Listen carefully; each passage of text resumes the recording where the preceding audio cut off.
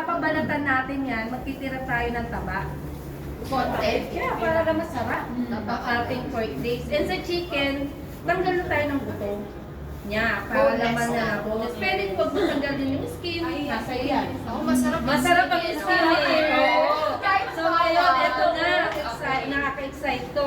Ito yung mga nasa harap natin. Ito yung mga liquid solution para ma-cure, ma-preserve ang meat.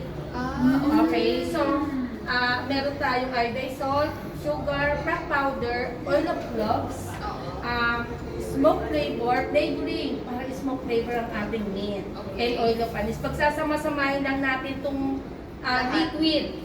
Ito na siya. Yan ang kalala. Sama-sama lang. Tapos tip pa. Kailangan na-dissolve talaga yung sugar and salt kasi babara sa shrimps na gagamitin natin. Ay, Dahil ito ay kukuha tayo. ang laki naman yan. Yeah. Isang, ito isang puno nito. Yan. Okay na to. Okay. Tapos, i-inject natin sa meat. Kahit saan. Yes. Bakit? Para yung lasa niya nasa loob. Wow. Oo. Ganyan lang, simple. Tuturo ko lang natin. Yan. Parang ako yung nasasaktan. So lahat yan, ganun gagawin natin. Even sa chicken. Yeah, ganun yung gagawin natin. Okay. So ito naman nga sa second row, ito naman ang ating dry pure mixture. Paano siya? Pagsasamahin lang ulit, ito na ulit siya. So, ano nga ulit? Okay, sugar, crack powder, pang curing salt. Okay. Noong unang panahon ng ating mga ninuno, ang ginagamit sa pagburo ng meat ay banga, apog, or rock salt. Noon, para ma-preserve. Siyempre, wala silang ganun. Oo. Eh, tayo may-rest na ngayon. Oo. So, ito na ngayon sa generation natin. Bago na. Bago na. So, curing salt na ginagamit. So, ayan. And Yan. then, And then yan, sugar, i-mix salt, and then mimix. Tapos, babalutin mo ngayon neto. Yan. Meron siya. wow. At 4 days or 1 week, ibabalot mo sa net.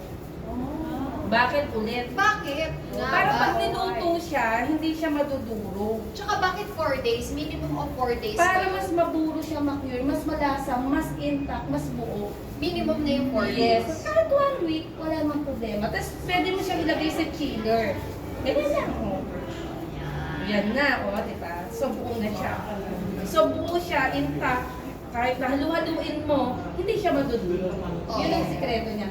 So ito na, ilalagay natin dito. Kunwari ito, nanet na natin. Kunyari na Yan, nanet na natin to. Ito, sige, pakikita natin init ang sa chicken.